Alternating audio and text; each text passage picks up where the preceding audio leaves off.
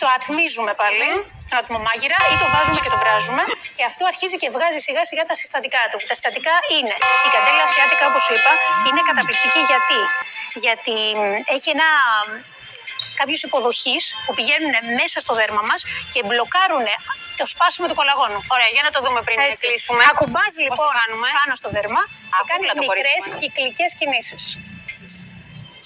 Ακουμπάς στα σημεία του λαιμού κυκλικές κινήσεις και μικρές ανατρίψεις. Και σε χαλαρώνει σαν αναζωογονεί αυτό και σε αποτοξινώνει. Αναζωογονεί, γεμίζεις ενέργεια και υγεία. Και εμείς το 21 τι θέλουμε? Ενέργεια, υγεία, χαρά. Και αυτά θα μας τα δώσει ο ήχος, η δόνηση, αυτά που περνάει μέσα μας και τα υλικά που είναι φυσικά από τη φύση. Έτσι, τα καλύτερα μόνο από τη Μέρη Φιλιππέου μας την αγαπημένη. Σε ευχαριστούμε πάρα πολύ. Αν θέλεις να σε βάλω να καθίσεις να το νιώσεις. Καλά, έχουμε βγει σε τίτλους. Πάμε σε ειδήσεις. Πρέπει να κάνω αποφώνηση. Καλά, εντάξει. Εγώ στο λέω. Είναι πάρα πολύ ωραίο. Μερούλα, μας ευχαριστούμε πάρα πολύ. Ευχαριστώ, Λιάννα μου. Τι έχω